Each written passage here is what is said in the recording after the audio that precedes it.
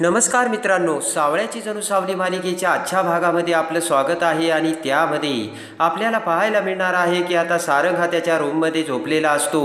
सकाळ होताच आता सारंग इकडे तिकडे बघतच आता मोठ्याने सावलीला आवाज देतो. तेवढ्यात आता बबलू तिथे येतो आणि म्हणतो की काय रे सारंग दादा. सारंगकडे बघत आता बबलू म्हणतो की सावली वहिनी निघाल्यात ना आणि तूच जायला त्यांना परमिशन दिली ना. तेव्हा आता सारंग म्हणतो काय, तर बबलू म्हणतो हो. इकडे आता सावली ही तिचं सगळं आवरून आता जायची तयारी करते. तेवढ्यात आता सोहम आणि अमृता तिच्याकडे येतात आणि अमृता म्हणते की सावली चाललीस का गं तू. तर सावली म्हणते हो, कारण गावाकडे कार्यक्रम आहे ना, जायलाच हवं अमृता वहिनी. त्यानंतर आता निघते मी असे म्हणत सावली आता तिची पिशवी घेऊन बाहेर येते. तर तिलोत्तमा आता सोप्यावर बसलेली असते आणि त्यानंतर आता सावली तिलोत्तमाकडे बघते आणि म्हणते तिलोत्तमा मॅडम, माझं जाणं खरंच खूप गरजेचं आहे म्हणून मी जाते. सावली म्हणते मला माहिती तुम्ही मला सून मानलेलं नाही आहे, तरी मी तुम्हाला सांगून जाते. तेव्हा आता तिलोत्तमा म्हणते की मग कशाला सांगतेस. तर लगेच आता तिलोत्तमा म्हणते की तू जाऊ नकोस, कायमची निघून गेली काय आणि पुन्हा परत आलीसुद्धा नाही काय, मला काहीच फरक पडत नाही. तिलोत्तमा म्हणते की इथे जर तू माझ्या डोळ्यासमोर थांबली तर मला जगन्नाथ आणि त्याचे शब्द आठवतात. तिलोत्तमा म्हणते की मला त्याचे कुकर्म आठवतात आणि त्याने उगवलेला सूड आठवतो. आणि लगेच आता सोहम म्हणतो की पण जगन्नाथजी त्यांच्या नियमांना धरून सांगतात ना, आणि त्यांनी सांगितलं होतं की सावली वहिनी ही सारंगची लाईफलाईन आहे म्हणून. तर तिलोत्तमा म्हणते की असं का. आणि तेवढ्यात आता बबलू आणि सारंग खाली येतात. सावलीकडे बघत आता सारंग म्हणतो की सावली चाललीस का. तर सावली म्हणते हो. तर आता सारंग म्हणतो कशी जाणार आहे. तेव्हा आता सावली म्हणते की डेपोपर्यंत ॲटोने जाईल आणि तिथून बस पकडेल. तर सारंग म्हणतो अरे वा. तर लगेच आता सारंग म्हणतो की बबलू सावलीला सोडून येईल. तर बबलू म्हणतो ठीक आहे. आणि तेवढ्यात आता तिलोत्तमा म्हणते की सारंग तू एक काम कर, हिच्यासोबत 2 आचारी देखील पाठव, म्हणजे तिला जर कुठे रस्त्यात भूक लागली ना तर लगेच आचारी तिला गरमागरम खायला करून देतील. नाही तर तिलोत्तमा म्हणते की तिचा भाऊ ना नोकर म्हणून काम करतो, त्याला पाठव. सारंग म्हणतो की आई असं काय करते, अगं ते सुद्धा आपले पाहुणेच आहे. तर तिलोत्तमा म्हणते की मी त्यांना आपले पाहुणे नातेवाईक रिलेटिव्ह काहीच मानत नाही आहे सारंग.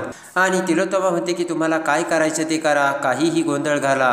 आणि तिलोत्तमा आता तिथून रागाने निघून जाते. तर इकडे तिलोत्तमा निघून जाता जाता तिलोत्तमा ज्या जागी बसलेली असते त्या जागी जाऊन सावली आता पाया पडते. सारंग म्हणतो सावली जाऊ दे, आईच्या मनात ना नाना प्रकारचे विचार चालू असतात, तू त्याचा विचारच करू नकोस. आणि दादा कुठे.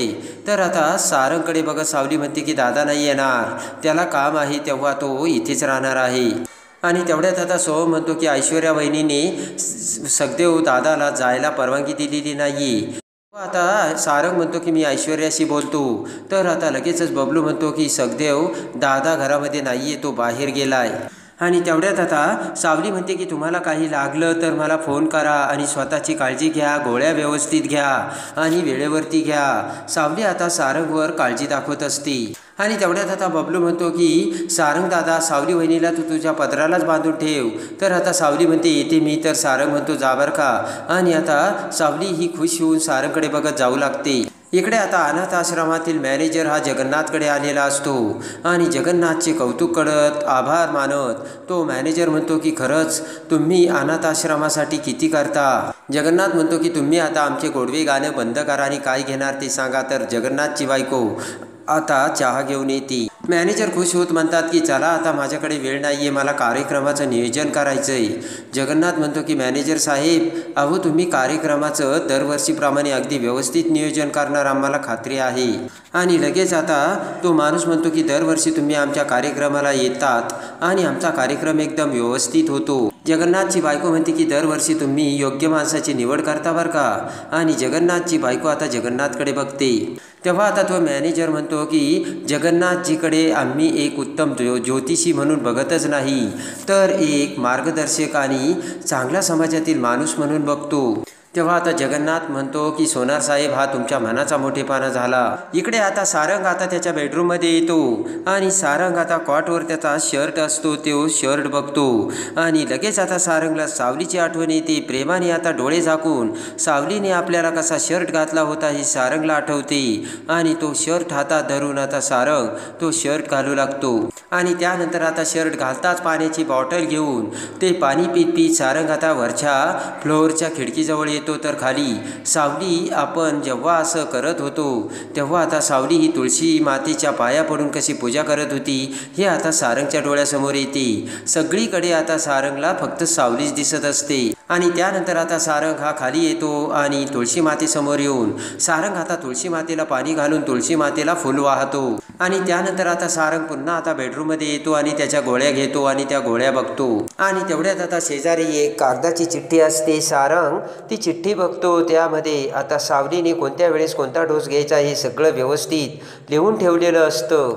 त्यानंतर आता सावलीने लिहिलेलं असतं की जर तुम्हाला काही लागलं अडचण आली तर मला फोन करा, मी तुम्हाला सांगेल। आणि सावलीने लिहिल्याप्रमाणे आता सारंग हा सगळा गोळ्यांचा डोस अगदी बरोबर घेतो। इकडे आता देवा हा पुन्हा रस्त्यावरती ट्रॅफिक अडवत असतो आणि गाड्यांची चेकिंग करत असतो। तेवढ्यात आता राज हा त्याच्या कारमधून तिथे येतो। देवा आता राजची कार अडवतो आणि आता काच खाली करताच आता देवा हा राजला बघतो आणि हसतच देवा म्हणतो की तुमच्यासारखी मोठी माणसे काचसुद्धा उघडत नाही हो, आणि बघूया इन्शुरन्सचे सगळे पेपर क्लिअर्स आहेत की नाही। राज आता इकडे तिकडे बघू लागतो आणि इकडे आता सारंगला सावलीची आठवणच येत असते। सावलीला आता बबलू हा घेऊन अखेर भागवतांच्या घरी येतो। भागवतांच्या दरवाजात येताच इकडे आता सारंग सावलीला फोन लावतो। सारंगचा आलेला फोन बघून पटकन आता सावली तो फोन घेते आणि म्हणते की सारंग सर, मी तुम्हाला 2 मिनिटात फोन करू का? दरवाजात आता कान्हू आणि एकनाथराव सावलीसमोर आलेले असतात।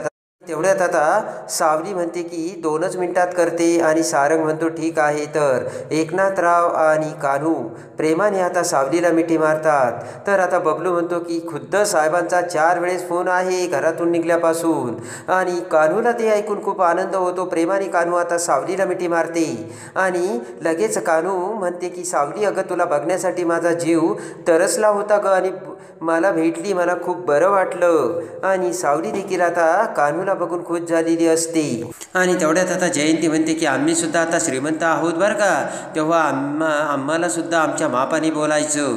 तर आता बबलू म्हणतो की कोण श्रीमंत, कोण मोठं, कोण छोटं? तर आता जयंती म्हणते की आम्ही श्रीमंत आणि माझ्या नवऱ्याला मोठा जॉब लागलाय। बबलू आता मोठे डोळे करून जयंतीकडे बघू लागते आणि हात करत आता जयंती म्हणते की भरपूर पगाराची नोकरी आहे बरं का, आणि बघा आता लक्ष्मी आमच्या घरात कशी पाणी भरते। आणि लगेच आता जयंती म्हणते की मग आमचा जर जॉब कायम राहिला ना तर मेंदळ्यांपेक्षा मोठा बंगला बांधू। त्यानंतर जयंती म्हणते किती गाड्या आहेत तुमच्या? तेवढे आहेत। आता ती ऐकून बबलू म्हणतो 6। जयंती म्हणते आम्ही 12 गाड्या घेऊ, 12।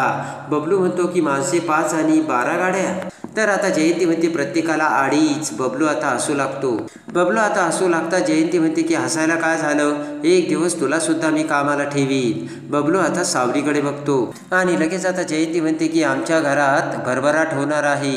बबलू म्हणतो की आत्तापासूनच कामाला लागतो बरं का। तेवढ्यात आता सावलीचा मोबाईल वाजू लागतो। जयंती म्हणते की बघ बघ सत्य आहे, आणि लगेच आता बबलू म्हणतो की सत्य नाही, सारंग दादाचा फोन असणार, बघा तुम्ही, अहो 2च मिनिटापूर्वी फोन आला होता। आणि तेवढ्यात आता बाजूला जाऊन हसतच सावली फोन घेते आणि म्हणते की बोला सारंग सर। बोट करत आता बबलू म्हणतो की बघितलं का, निघाल्यापासून 5वा फोन आहे। इकडे आता सारंग सावलीला म्हणतो सावली पोचली का? आणि सारंग म्हणतो की मग तू फोन करणार होतीस ना? सावली म्हणते मी आत्ता आले, तुम्हाला फोन करणारच होते पण मी विसरून गेली। सावली म्हणते की पण तुम्ही विसरू नका बरं का। तर सारंग म्हणतो काय?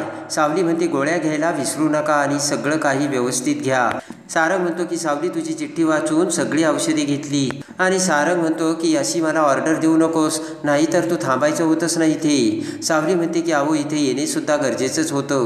आणि सावली म्हणते फक्त एकाच तर दिवसाचा प्रश्न आहे। इकडे आता तिलोत्तमा तिच्या कारमधून जात असते आणि कारमधून जात असताना इकडे तिलोत्तमा विचार करते की सारंगला कळवायलाच हवं असे म्हणत आता तिलोत्तमा तिच्या मोबाईलवरून सारंगला कॉल लावते, पण सारंग हा सावलीबरोबर बोलत असतो। तेव्हा आता पुन्हा फोन एंगेज लागल्यामुळे तिलोत्तमा आता पुन्हा सारंगला फोन लावते, पण त्यावेळेस सुद्धा आता सारंग सावलीसोबतच बोलत असतो। तिलोत्तमा आता काळजीत पडते आणि त्यानंतर आता तिलोत्तमा ऐश्वर्याला फोन करून सांगते की सारंगला मी फोन करण्याचा प्रयत्न करते, पण बराच वेळपासून सारंगचा फोन बिझी येतोय, जरा जाऊन बघतेस का सारंग कुणासोबत बोलतोय ते? आणि लगेच आता तिलोत्तमा म्हणते की त्या मुलीसोबत तर तो बोलत नसेल ना? तर लगेच ऐश्वर्या म्हणते ठीक आहे मॉम, मी बघते। तिलोत्तमा म्हणते हो हो मला कळव लगेच। आणि तेवढ्यात आता ऐश्वर्या ही सारंगच्या दरवाजापाशी येते आणि सारंगचे बोलणे ऐकू लागते. तर इकडे सावली म्हणते की ठेवते सारंग सर. आणि सावली फोन ठेवते. इकडे ऐश्वर्या ते ऐकून बाजूला येते आणि तिलोत्तमाला फोन करत म्हणते की हो मॉम, तुम्ही सांगत होता ना तेच बरोबर होतं. सारंग हा त्या मुलीसोबतच बोलत होता. तेव्हा तिलोत्तमाला धक्का बसतो आणि लगेच आता इकडे बबलू म्हणतो की चला बरं आम्ही सटकतो आता. जयंती म्हणते ठीक आहे, जेवायला नेक्स्ट टाईम या. तर आता बबलू हा जयंतीकडे आणि सावलीकडे बघतो. सावली हसू लागते. तर हसतच बबलू म्हणतो येतो बरं का सावली वहिनी. इकडे आता तिलोत्तमा ही घरी येऊन तिच्या बेडरूममध्ये सारंग आणि सावलीचा विचारच करत असते आणि येरझाऱ्या मारत असते. आणि त्यावेळेस आता सारंगने सांगितलेले असते की मी सावलीला बायको म्हणून कधी स्वीकारणार नाही, हे तिलोत्तमाला आठवते. पण सारंग आता सावली जात असताना कसा सावलीसमोर आला आणि कशी जाणार आहेस विचारलं. सावलीने मी डेपोपर्यंत जाईल आणि तिथून बसने जाईल असं सांगितलं. हे आता तिलोत्तमाला आठवतं. आणि सारंगने बबलूला आता सावलीला सोडून यावयास कसे सांगितले आणि सावलीची कशी काळजी दाखवली हे तिलोत्तमाला आठवतं. आणि ऐश्वर्याने फोन करून सांगितलेले असते की मॉम तुमचंच बरोबर होतं, सारंग हा त्या मुलीसोबतच बोलत होता हे देखील आता तिलोत्तमाला आठवतं. आणि सारंग आता सावलीच्या जवळ यायला लागल्याची तिलोत्तमाच्या लक्षात येते. त्याच वेळेस इकडे ऐश्वर्या ही तिलोत्तमाकडे येते. तिलोत्तमा आता विचार करत टेन्शनमध्ये असते आणि ते बघून ऐश्वर्या म्हणते की मॉम तुम्हाला माहिती आहे का, आपली एक गाडी ना त्या मुलीला सोडवायला बहुतेक गेली. आणि मी तुम्हाला किती दिवसापासून सांगते सारंगला आपण एखादी मुलगी बघूयात. ऐश्वर्या म्हणते की मला माहिती आहे सारंगने तुम्हाला सांगितलं की तो त्या मुलीच्या प्रेमात पडणार नाही म्हणून, पण तुम्हाला माहिती आहे का मॉम, प्रेम हे पॉयझनसारखं असतं. आणि लगेच आता ऐश्वर्या म्हणते की मग ते जर एकदा शिरलं डोक्यात तर ते कशानेही उतरत नाही. ऐश्वर्या म्हणते की सारंग एक स्टेज अशी होती की अस्मीच्या प्रेमात होता, पण आता तो कधी या मुलीच्या प्रेमात पडेल ना सांगता येत नाही. आणि मग त्या मुलीसाठी सगळं काही सोपं होईल. मला खात्री आहे की ती मुलगी ना नक्कीच सारंगला तिच्या प्रेमात पाडणार म्हणजे पाडणार मॉम. आणि मला माहिती आहे ती नक्कीच त्या सारंगला प्रेमाच्या जाळ्यात अडकवील. आज फक्त गाडी गेली पण उद्या ती सगळं अगदी सहजपणे घेऊन जाईल मॉम. आणि लगेच आता ऐश्वर्या म्हणते की मॉम कळतंय का, आपल्याला जर वेळेवर हे आपल्या लक्षात आलंय आणि आपण जर वेळ घालवली तर खूप मोठा अनर्थ घडेल. आणि आपल्याला अस्मीला सोडून असं चालणार नाही, काही जरी झालं तरी आपल्याला अस्मीला शोधावंच लागेल असा सल्ला आता ऐश्वर्या तिलोत्तमाला देते. आणि लगेच आता तिलोत्तमा म्हणते की हे बघ ऐश्वर्या, मला माहिती आहे की तू अस्मीला शोधायचा नक्कीच प्रयत्न केला असणार आहे आणि त्यामध्ये तुला अपयश आले असेल आणि म्हणून तू माझ्याकडे आली. आणि त्याच वेळेस आता ऐश्वर्या म्हणते की यू आर राईट मॉम. पण त्याच वेळेस आता राज हा दरवाजात तिथे आलेला असतो आणि राजने ऐश्वर्याचे आणि तिलोत्तमाचे ते बोलणे ऐकलेले असते. ऐश्वर्या म्हणते की बरोबर आहे, मला ती नाही सापडली, पण तिला सापडवण्यासाठी आपल्याला बाहेरच्या एका व्यक्तीची गरज आहे आणि त्या व्यक्तीच्या लिगल सपोर्टची गरज आहे. राज आता ते सगळं ऐकत असतो आणि ती व्यक्ती अशी असली पाहिजे की त्या व्यक्तीला कुठेही येण्या जाण्याची रोकटोक नसली पाहिजे. आणि तेवढ्या दरवाजात उभा असलेला राज ते ऐकून म्हणतो की अशी एक व्यक्ती आहे. ऐश्वर्या तिलोत्तमा आता राजकडे बघतात. पुढे येत आता राज म्हणतो की देवा, सारंगचा ब्रो आणि सावलीचा भाऊ, त्याला कोण अडवणार आणि तो आहे ना. आणि राज म्हणतो की देवा मला आज भेटला होता, माझं त्याच्याशी बोलणं सुद्धा झालं आणि मी त्याला पैसे दिले. तेव्हा ज्या वेळेस आता ट्रॅफिक चेक करत असताना देवा आपल्याला कसा भेटला याची सगळी हकीकत आता राज हा तिलोत्तमाला सांगतो. आणि तेवढ्यात आता राज हा गाडीतून उतरून देवासमोर येतो आणि म्हणतो की पैसे थोडेसे जास्त आहेत. पटकन आता देवा ते पैसे घेतो आणि आता घोरपडीकडे देतो आणि म्हणतो की जाऊ द्या गाडी.